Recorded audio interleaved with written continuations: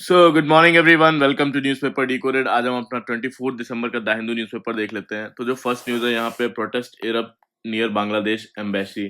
तो यहाँ पे न्यू दिल्ली में बेसिकली जो विश्व हिंदू परिषद है और बजरंग दल है, उसके हंड्रेड्स ऑफ सपोर्टर्स ने बांग्लादेश का जो हाई कमीशन है दिल्ली में, उसके आसपास प्रोटेस्ट किया और बांग्लादेश में जो रह रहे हिंदू माइनॉरिटीज़ हैं उनकी सेफ्टी की डिमांड की।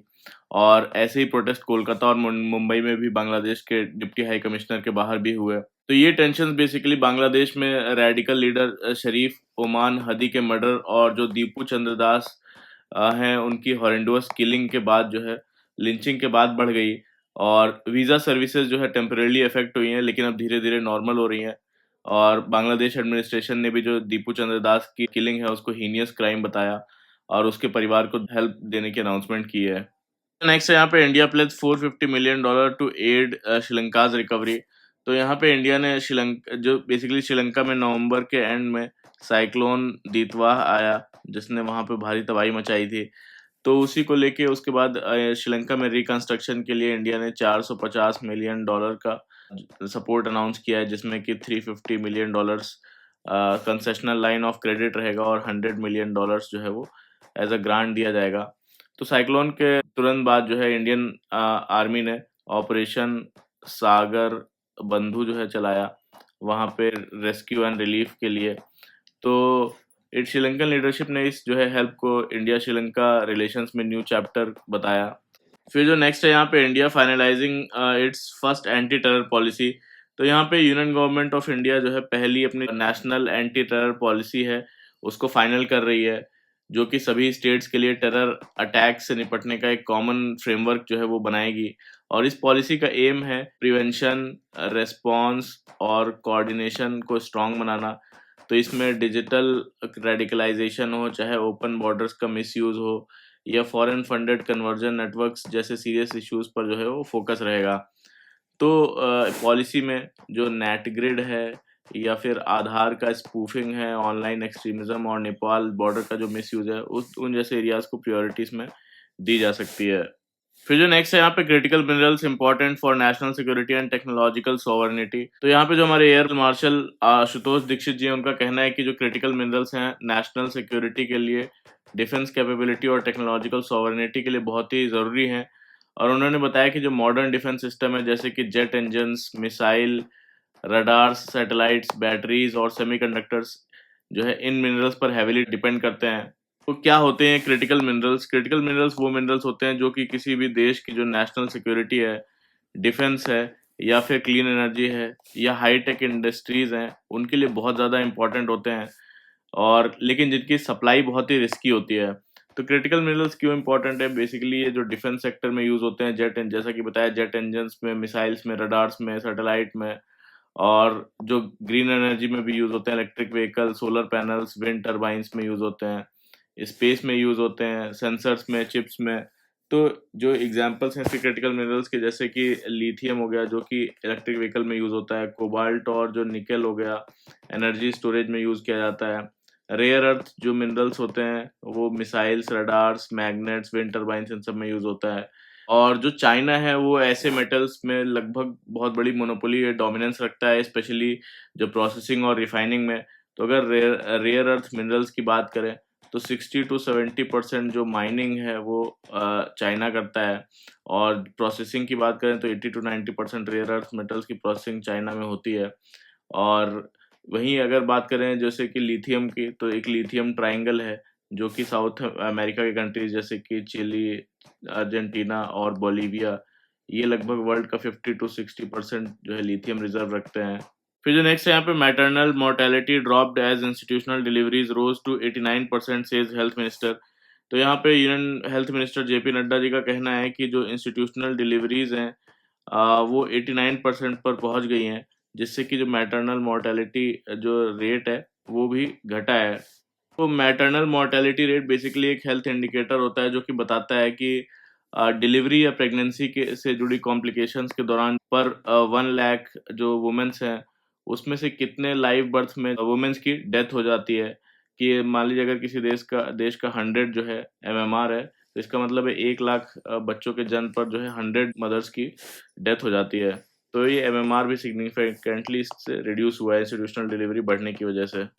फिर जो नेक्स्ट है यहाँ पे rhino dehorning nearly eliminated poaching in African reserves study. तो यहाँ पे बोलना है कि दुनिया भर में राइनोज जो हैं उनकी तेजी से खत्म हो रहे हैं और 2024 में सिर्फ जो है 28,000 से कम राइनोज बचे हैं। और सबसे बड़ी इसकी जो वजह है वो इलीगल पोचिंग है, खासकर अफ्रीका का जो ग्रेटर क्रूगर रीजन है, जहाँ पे 2017 से 23 के बीच में लगभग 2000 राइनोज जो है मारे गए और करोड्स ऑफ रुपीस जो है खर्च करने के बाद भी पोचिंग वहाँ पे नहीं रुक पा रही है।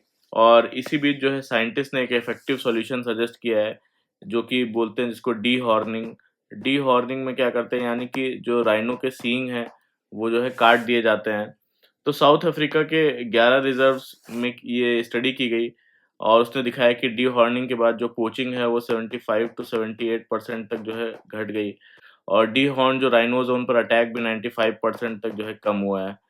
तो राइनो हॉर्न का जो है, जो एक्चुअली पोचिंग करते क्यों हैं, इसका ब्लैक मार्केट बहुत ज़्यादा बड़ा है चाइना और स्पेशली वियतनाम में। इन जैसे देशों में इसकी डिमांड बहुत ज़्यादा है और इसी वजह से इसका जो डिमांड है $1 बिलियन से ज़्यादा का मार्केट इसका है। तो जो राइनो का हॉर्न है बेसिकली जो है केराटिन से बना होता है और जो बिल्कुल बालों और नेल्स के जैसा होता है। और कुछ एशियन कंट्रीज में लोग मानते हैं कि इससे जो फीवर है या ग्राउट है या सेक्सुअल पावर है वो बढ़ती है, बट इसका कोई साइंटिफिक प्रूफ नहीं है।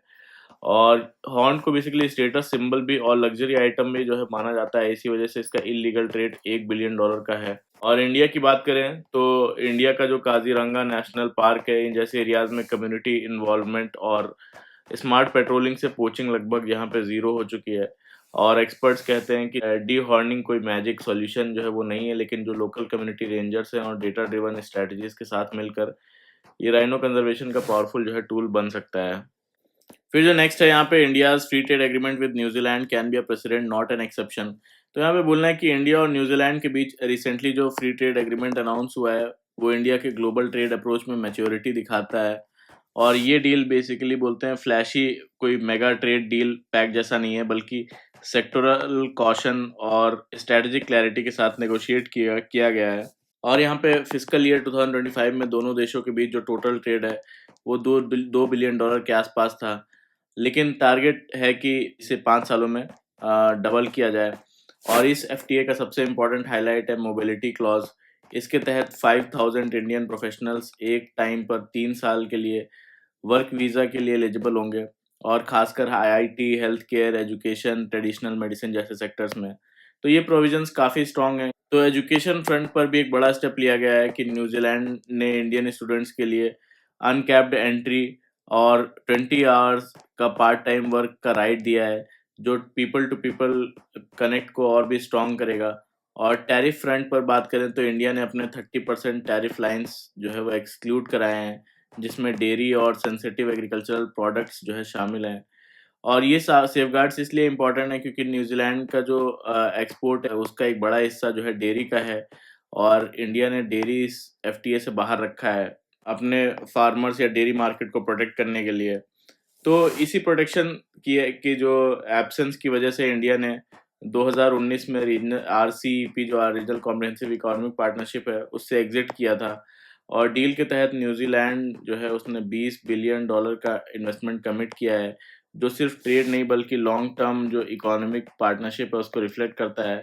और आगे का रियल चैलेंज होगा जो बेसिकली नॉन टैरिफ बैरियर्स हैं, जैसे कि डिग्री का रिकॉग्निशन और स्टैंडर्ड्स को एड्रेस करना। अगर ये सही से इम्प्लीमेंट हुआ तो ये जो फ्री ट्रेड एग्रीमेंट है इंडिया के लिए फ्यूचर ट्रेड एग्रीमेंट्स का मॉडल बन सकता है, ऐसा इस पूरे आर्टिकल का बोलना है। फिर जो नेक्स्ट है यहाँ पे child trafficking needs concentrated action from government and civil society.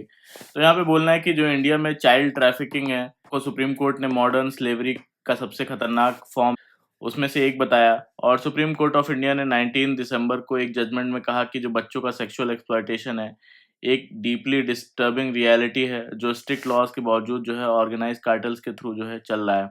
तो कोर्ट बेंगलुरु के एक केस की हियरिंग कर रही थी जहाँ पे एक माइनर लड़की को ट्रैफिकिंग गैंग ने सेक्सुअल एक्सप्लॉयटेशन के लिए मजबूर किया था।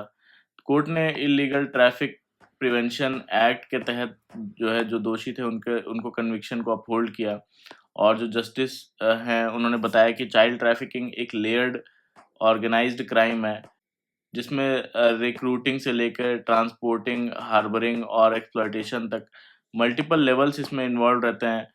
और कोर्ट ने गाइडलाइंस इशू की और कहा कि जो बच्चों की टेस्टिमनी जो है सुनते वक्त उनकी सेंसिटिविटी और जो लैटिट्यूड है वो काफ़ी ज़रूरी है और माइनर इनकंसिस्टेंसीज के बेसिस पर चाइल्ड विक्टिम की बात पर शक नहीं किया जाना चाहिए। कोर्ट ने यहाँ पे जो गवर्नमेंट है और जो सिविल सोसाइटी है उस पर ज़िम्मेदारी डाली कि सिर्फ लॉज़ जो है वो बनाना काफ़ी नहीं है। उनका इफ़ेक्टिव इम्प्लीमेंटेशन बहुत ज़्यादा ज़रूरी है और मिनिस्ट्री ऑफ होम अफेयर्स का जो डेटा है उसके मुताबिक 2018 से 2022 के बीच लगभग जो है 10,659 10,659 ह्यूमन ट्रैफिकिंग केसेस रिपोर्ट हुए। लेकिन इसमें कन्विक्शन जो रेट है जिसमें सज़ा मिल पाई वो सिर्फ 4.8% केसेस में सज़ा मिली।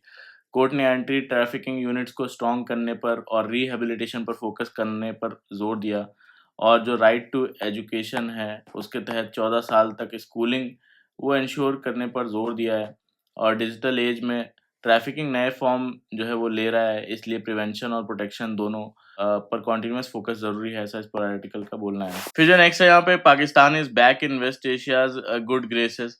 तो यहाँ पे अमेरिकन स्कॉलर जो है स्टीफन पी कोहेन उन्होंने एक बार कहा था कि पाकिस्तान जो है अक्सर दुनिया से डील करते वक्त अपने ही सर पर बंदूक रख लेता है और आज के रीसेंट डेवलपमेंट्स में ये बात फिर से रेलेवेंट लगती है।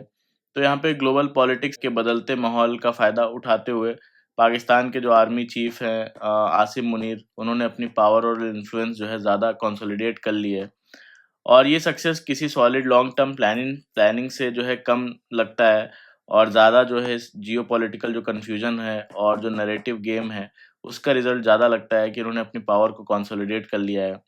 जब यूएस प्रेसिडेंट डोनाल्ड ट्रम्प ने आसिम मुनीर को माय फेवरेट फील्ड मार्शल कहा और पाकिस्तान ने जो ऑपरेशन सिंदूर है उसके बाद इंडिया पाकिस्तान वॉर को रोकने का क्रेडिट देते हुए ट्रम्प को नोबेल पीस प्राइज जो है आसिम मुनीर ने बोला कि मिलना चाहिए, नॉमिनेट किया, तब पाकिस्तान अचानक इंटरनेशनल स्पॉटलाइट में आ गया और गाज़ा इशू पर गाज़ा गज़ा का जो इशू है और गल्फ कंट्रीज़ को सपोर्ट करना भी पाकिस्तान के फेवर में गया।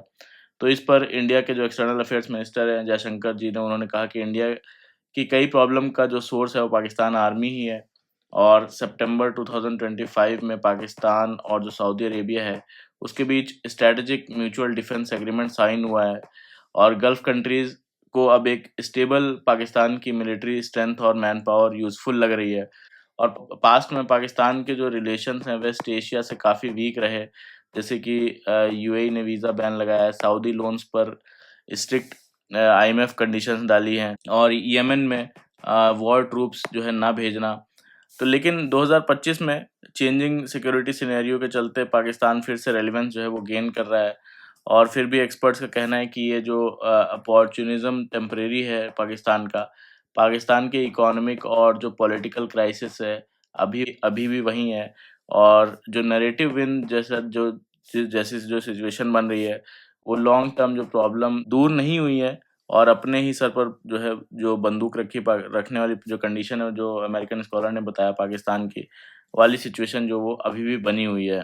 फिर जो नेक्स्ट है यहाँ पे the upskilling gap why women risk being left behind artificial intelligence. तो यहाँ पे बोलते हैं कि 2025 के एंड तक इंडिया में आर्टिफिशियल इंटेलिजेंस और जो लॉन्ग वर्किंग आवर्स को लेकर डिस्कशन चल रही है, लेकिन जो वर्किंग वुमेन है उसके लिए बेसिकली पर वीक 70 से 80 घंटे काम करना ही रियलिटी है। ऑफिस के बाद भी उनका काम जो है बोलते हैं खत्म नहीं होता क्योंकि उनके घर का काम, cooking, cleaning, child care, elderly care, ज़्यादातर ये अनपेड और अनरिकॉग्नाइज्ड जो है वो रहती है।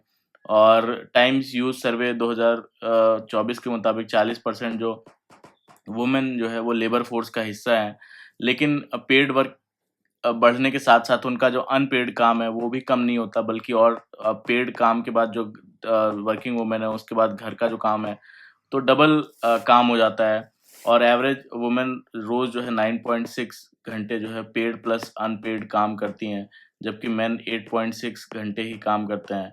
और जो 25 टू 39 एज ग्रुप में वुमेन का जो टोटल वर्क है वो 70 घंटे से ज़्यादा पर वीक जाता है। इसी वजह से वुमेन अपनी जो स्लीप है या सेल्फ केयर है या skill development, mainly skill development का जो है टाइम सैक्रिफाइस करती हैं, और आर्टिफिशियल इंटेलिजेंस ड्रिवन जो इकोनॉमी होगी या उस प्रोग्रेस जिसमें हो रही है, उसमें ये गैप जो है वो और भी ज़्यादा बढ़ सकता है वुमेन्स और मेंस के लिए, क्योंकि उनको अप स्किलिंग का टाइम नहीं मिलता। और एक्सपर्ट्स कहते हैं कि जो ट्रू एम्पावरमेंट तब होगा जब पॉलिसीज़ और जो वर्क प्लेस है, वुमेन्स के टाइम बर्डन को कम करने पर फोकस करें, जैसे कि चाइल्ड केयर है, बेसिक इंफ्रास्ट्रक्चर है, और जो फ्लेक्सिबल अपस्किलिंग करना, वरना वुमेन का जो पोटेंशियल है वो आर्टिफिशियल इंटेलिजेंस में अंडर यूटिलाइज्ड रह जाएगा। फिर जो नेक्स्ट है यहाँ पे, how exports are concentrated in few states. तो यहाँ पे बोलना है कि जो रुपी के वीक होने के बावजूद जो है इंडिया का ओवरऑल एक्सपोर्ट जो है वो नंबर स्ट्रांग दिख रहे हैं, और लेकिन ग्राउंड रियलिटी काफ़ी अनइवन है। तो रिजर्व बैंक ऑफ इंडिया के डेटा के एनालिसिस से पता चलता है कि एक्सपोर्ट ज़्यादातर जो है 5 स्टेट्स में कॉन्सेंट्रेटेड है। ये महाराष्ट्र, गुजरात, तमिलनाडु, कर्नाटका और उत्तर प्रदेश से आ रहा है, और ये स्टेट्स मिलकर लगभग 70% जो नेशनल एक्सपोर्ट्स का कंट्रोल करते हैं। और इससे जो है एक मिसलीडिंग पिक्चर बनती है, जहां नेशनल जो एवरेज ग्रोथ है वो बाकी स्टेट्स की वीकनेस वो छुपा देता है। तो बोलते हैं कि कोस्टल और जो इंडस्ट्रियल स्टेट्स हैं ग्लोबल सप्लाई चेन और जो टाइटली से जो है टाइटली जुड़ रहे हैं, जबकि नॉर्थ और जो ईस्ट के हिंटरलैंड्स हैं जो कोस्टल स्टेट्स नहीं हैं, वो ट्रेड से पीछे छूट रहे हैं। और ग्लोबल लेवल पर भी ये प्रॉब्लम है। अब दुनिया में जो है लो स्किल और लेबर इंटेंसिव एक्सपोर्ट का जो स्कोप है वो कम हो रहा है, और कैपिटल अब जो है सस्ते लेबर से ज़्यादा हाई टेक्नोलॉजी और कॉम्प्लेक्स इंडस्ट्रीज की तरफ शिफ्ट हो रहा है। तो इसका रिजल्ट ये है कि एक्सपोर्ट्स बढ़ने के बाद भी जो जॉब्स हैं वो प्रोपोर्शनेटली वो नहीं बढ़ रही हैं, और मैन्युफैक्चरिंग हो चाहे मैन्युफैक्चरिंग में भी एम्प्लॉयमेंट लगभग स्टैग्नेंट है, और ज़्यादा जो फ़ायदा है वो कैपिटल ओनर्स को मिल रहा है। मतलब एक्सपोर्ट्स जो है वो अब डेवलपमेंट का रास्ता कम बोलते हैं कि, और पहले से जो डेवलप्ड स्टेट्स हैं उनको उनका आउटकम वो ज़्यादा बन गए हैं। इसलिए सिर्फ जो है एक्सपोर्ट ग्रोथ को इंक्लूसिव प्रोसेस मानना ग्रोथ का, और इंडिकेटर मानना इसको, वो रिस्की हो सकता है, क्योंकि ये ग्रोथ काफ़ी अनइवन दिखाता है।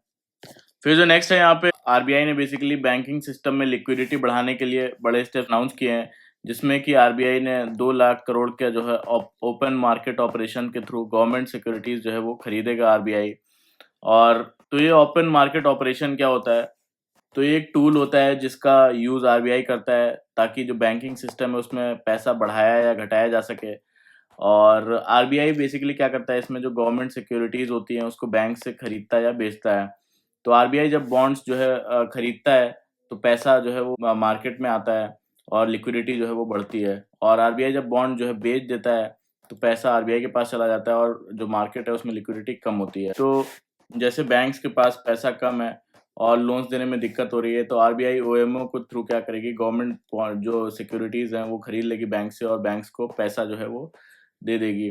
तो बैंक के पास ज़्यादा लिक्विडिटी आ गई, कैश आ गया, तो वो लोन देने में उनको आसानी होगी। और साथ ही इसमें जो है 10 बिलियन डॉलर्स का जो डॉलर और रुपी का स्वैप ऑक्शन जो है वो करा जाएगा। तो यहाँ पे एक्सपर्ट्स के मुताबिक जो है इससे जो रुपी की लिक्विडिटी है वो मार्केट में और बढ़ेगी, और जो एक्सेस डॉलर है मार्केट में उसकी लिक्विडिटी एब्जॉर्ब होगी।